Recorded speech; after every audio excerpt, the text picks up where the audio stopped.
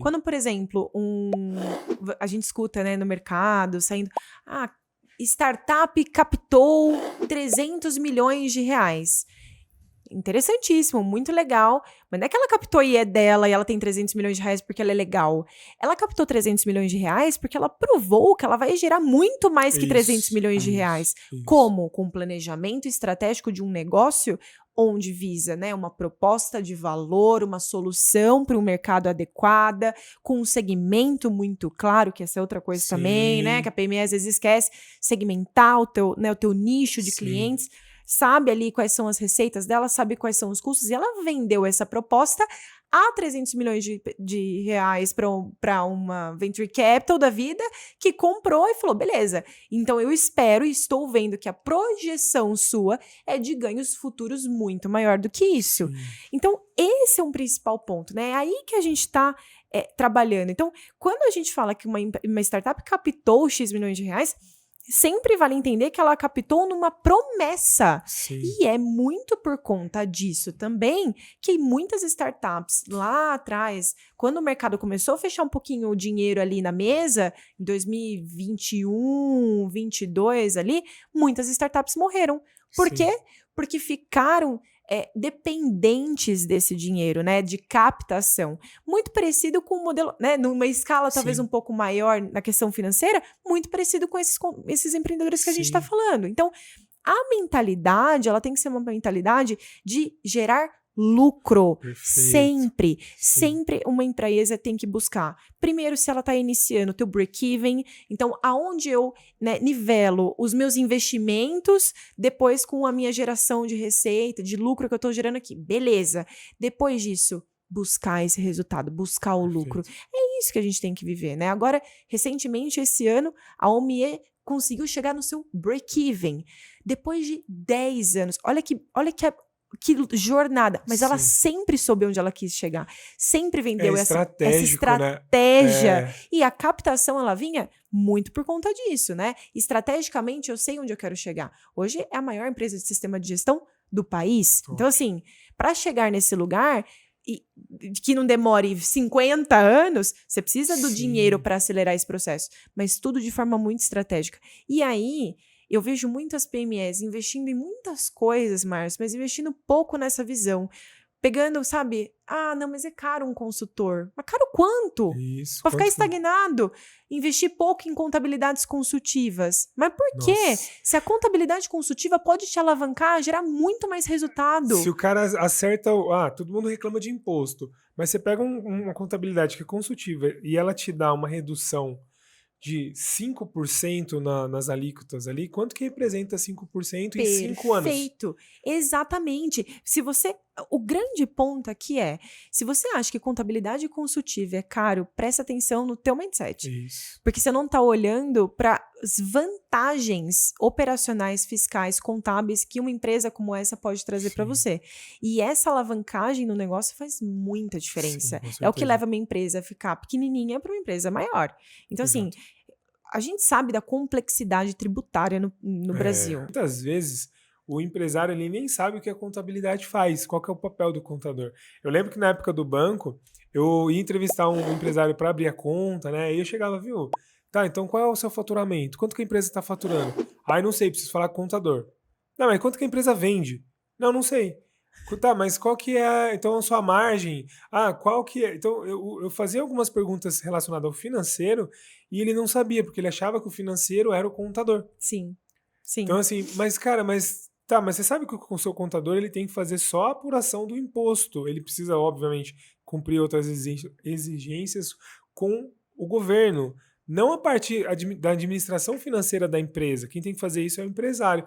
E muitos empreendedores delegam essa função ou nem combina, né? Porque o contador às vezes está tipo assim, ele nem sabe que ele tem essa responsabilidade. E nem repassa essa informação. Ele só faz essa parte dele, que é o contratado, que é a função dele, e aí dá um problema, porque tem uma empresa achando que tem um financeiro indo à deriva ali e o contador fazendo o trabalho, muitas vezes sem ter o melhor do trabalho, porque não vem informação. Exatamente. Eu vejo, assim, Márcio, esse papel da contabilidade cada vez mais se transformando para que seja uma parceria de fato, para que seja consultiva efetivamente, né? E eu acho que de ambos os lados a gente precisa mudar a mentalidade, né? E tem muita contabilidade mudando o cenário desse mercado. Tem contabilidade que hoje ainda entende que é só uma visão extremamente, restritamente operacional. Sim. Minha sincera opinião, eu não acho, tá? Eu acho que a contabilidade hoje, para gerar valor para o cliente dela, vai ter que buscar soluções e serviços diferenciados. Que seja no atendimento, que seja nessa relação de um BPO financeiro, que seja na consultividade, por exemplo, do tributário. Sim. Ela vai precisar arranjar formas de gerar valor dentro dos serviços dela. Sim. Porque essa parte, vamos dizer, operacional, a tecnologia está comendo isso aqui. Isso, já A tecnologia vem. O que eu vejo, né? E por outro lado, eu vejo os empreendedores de duas uma. Ou eles nem querem ouvir e assim, nem sabem da contabilidade, muitas vezes, sabe, jogam só a parte estritamente operacional de informação e obrigações para o governo e acabou. Ou depositam absolutamente toda a informação e não consomem sobre ela. Para mim, eu acho que é o meio do caminho. Sim. Não é nenhum nem outro. Para mim é a sinergia. Para mim é o contador como parceiro, para que te traga as informações, para que você avalie junto com ele, junto com consultores, a melhor gestão financeira da sua empresa. Excelente. Estrategicamente, como é que nós vamos fazer as coisas? Estrategicamente, como é que nós vamos reduzir os nossos custos? Eu vejo, tem casos muito interessantes, por exemplo, que eu tenho de contabilidades parceiras do banco, inclusive, meus amigos, porque você acaba criando a relação. Que o cara ajuda até na precificação de produto. Sim. Por quê? Porque envolve custos. E o cara tá entrando. Mas não é o contador que chega batendo na porta do empreendedor. Tem que haver a proatividade do empreendedor de buscar essa sinergia. Beleza, não sei muito sobre o regime tributário, a CDQ. Beleza, converse estrategicamente sobre o modelo de negócio com o contador. Eu vejo que muitos contadores estão procurando clientes assim. E eu acho que muitos clientes precisam dessa solução. Eu acho que existe uma sinergia. Exatamente. E eu digo muito, né? Eu brinco muito com as contabilidades que eu sou parceira, que eu falo, eu sou o meio de campo de vocês dois. Eu quero tirar o ranço que muitas vezes as pessoas têm da contabilidade, de não querer saber o que faz, não querer... Vamos tirar esse ranço, vamos entender que a contabilidade vai falar sobre o seu negócio também, mas vamos buscar elas, sabe? Nesse meio de campo de juntar essas duas necessidades. A contabilidade se desenvolver com um papel consultivo, cada vez mais, né, buscar esse lugar, e esses clientes que estão buscando isso também de conseguirem adequar, trazer essa sinergia, né? Tem muita coisa assim que muitas vezes, questão da mentalidade de novo, né? Uhum. O empresário, às vezes, ele fala assim, se eu for falar com o meu contador, ele vai me dar um monte de guia para pagar. Então é custo, né? Então, exato. E assim, aí todo mundo é generalizar demais, né? Mas muitas pessoas, empreendedores especificamente, odeiam pagar impostos. Quem então, gosta, tipo assim, né? Então assim, não, tipo, não, imposto é ruim e tal, o governo, enfim, XPTO, né? Mas é muito importante ter essa reunião para, tipo assim, tá, vamos alinhar, o que a gente vai fazer, o que vai fazer pro ano que vem, que nem hoje de manhã eu fiz uma reunião com uma cliente nossa, com o contador dela. Então eu instiguei e falei, nossa estratégia financeira é essa, mas vamos falar com o seu contador para entender se tem algum risco que pode envolver o negócio, de tributação, o que dá para fazer para melhorar. Aí, tipo assim, ela já, a gente já tá pensando numa estratégia pro ano que vem para ver se simples é melhor do que o lucro presumido. Então, quer dizer, tipo, tem que ter essa visão. Vira ano, como é que foi esse ano? Eu faturei mais, eu faturei menos? Como estão os meus custos? Eles são específicos para eu estar nesse sistema, de regime tributário? Porque muitas vezes tem outras opções, o mercado, principalmente, né, a parte tributária, como você falou. Aqui no Brasil, ela é muito instável, toda hora muda alguma coisa. E isso, se o cara não estiver olhando de perto, tá deixando dinheiro na mesa. Exatamente. Tá deixando muito dinheiro na mesa. Eu acho que existe tem que haver, né, a preocupação do empreendedor de sempre buscar parcerias de ponta em todos os âmbitos. A contabilidade é uma delas. Se a contabilidade hoje não está sendo parceira do negócio do empreendedor, busque outra. Isso. Porque precisa ver. Se você já paga por uma solução que detém das suas informações financeiras e você não está conseguindo gerar insights sabe, num lugar de estratégia, né, num ponto estratégico do teu negócio, na minha cabeça, se você tá buscando uma escala, um crescimento saudável, tá errado. Sim, com certeza. Tá errado.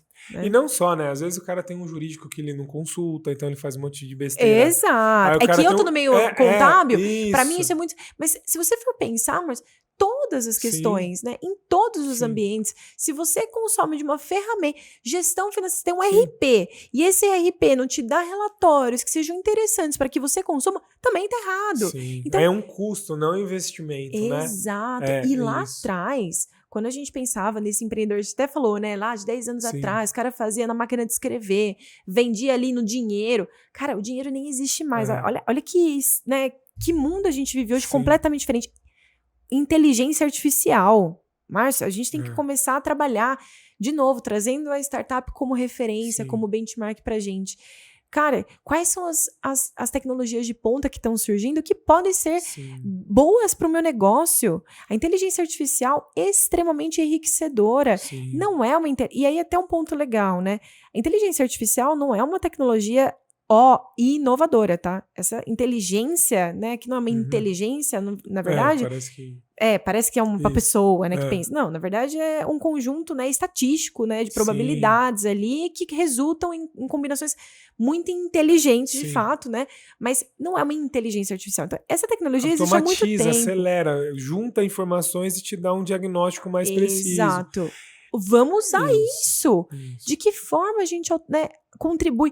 Hoje tem muitos chatbots, por exemplo, que você consegue, dentro do seu site, gerenciar. E aí, por exemplo, o atendimento do teu cliente fica melhor, porque você tem uma tecnologia ali que está 24/7 atendendo os seus clientes. Existe muita coisa em vários âmbitos que a gente consegue trazer, né? Então, esse é um ponto que eu acho que a gente precisa começar a chacoalhar o empreendedor mesmo, sabe? E falar, cara... Começa diferente, sabe? Vamos pensar diferente. Vamos pensar junto, inclusive, sabe? E usar as informações. Então, a gente está num mundo que tem muita informação disponível. Então, tipo assim, já foi a época de, tipo... escassez informacional, era difícil ter acesso, né? Hoje a gente tem muito acesso. Então, a gente muitas vezes não sabe fazer a pergunta, porque a resposta já está aí disponível. Exato. Então, e como é que eu pergunto? Se eu tiver uma base que me dê uma orientação... vai me dar mais assertividade na hora de eu perguntar como faço, o que eu faço, por que eu estou fazendo. E aí, falando no financeiro especificamente, qual que é um grande diferencial? Eu sempre falo muito de banco, não só porque eu atuo no mercado ali de dívida bancária e a gente faz, mas quando eu trabalhei num banco, uma das coisas que eu mais assim, admirava é a gestão de um banco. Cara, porque são milhares de funcionários, tipo, milhões de clientes, estruturas dinheiro, muito robustas, então, assim, muita tecnologia. Tudo que a gente fala de tecnologia, os bancos já tinham lá atrás. Porque antigamente tinha uma agência que, para atender 40 mil clientes, tinha que ter 250 pessoas.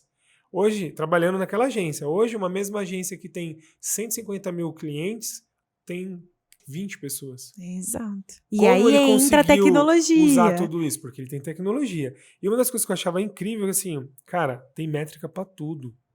Tem indicador que fala tudo. Quantas folhas de sulfite você imprimiu, quanto que de lucro o cliente dá, o cliente que passa no débito, qual que é o valor que aparece ali, quanto que ele gera de receita quando ele faz uma transação no débito, no crédito. Informações assim que esses dados por si só não servem para nada. Mas quando você olha com foco, opa, então, peraí, se eu estou gastando aqui, está me voltando? Tá, esse indicador aqui me gera o quê? Eu posso melhorar, então, para fazer uma proposta para um cliente para aumentar o meu lucro, posso cortar um custo, posso fazer uma campanha. Então, assim, são informações que são fundamentais. E aí, onde a gente vai fazer isso numa empresa pequena, né, uma PME? Cara, você não precisa... não tem um banco com milhões de dinheiro e com funcionário, mas tem sistemas hoje que te dão indicadores, por exemplo, um RP mesmo, indicador de margem de lucro, de controle de estoque, tudo que dá para você tomar boas decisões, já existe disponibilidade fácil. Exato. E com custo muito acessível, entendeu? E uma vez que você tem ferramental para ter as informações, aí você começa a pensar também em objetivos.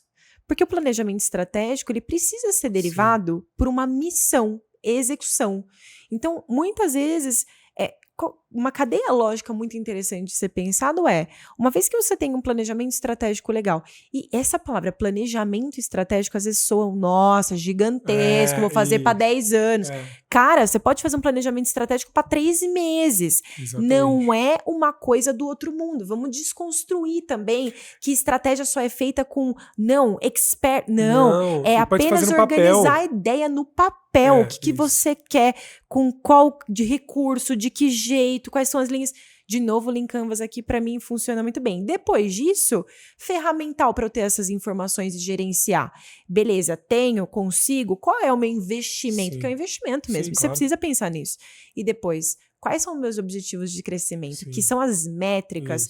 E aí o OKR, Objectives and Key Results, né? Objetivos e resultados chaves, funciona super bem.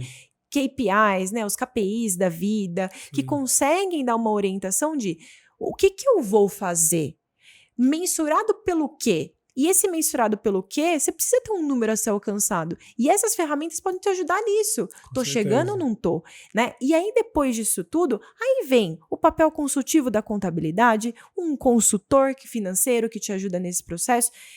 Isso não tem que ser pensado lá atrás, depois que você está endividado. Na minha cabeça, isso tem que ser pensado lá atrás, Márcio. Para que uma dívida a ser contraída, por exemplo, seja uma dívida planejada. Perfeito. Que foi o que a gente falou. Não necessariamente uma dívida é ruim, uma dívida pode ser boa, desde que você tenha um planejamento estratégico para alcançar os resultados a mais do que aquele investimento vai ser feito.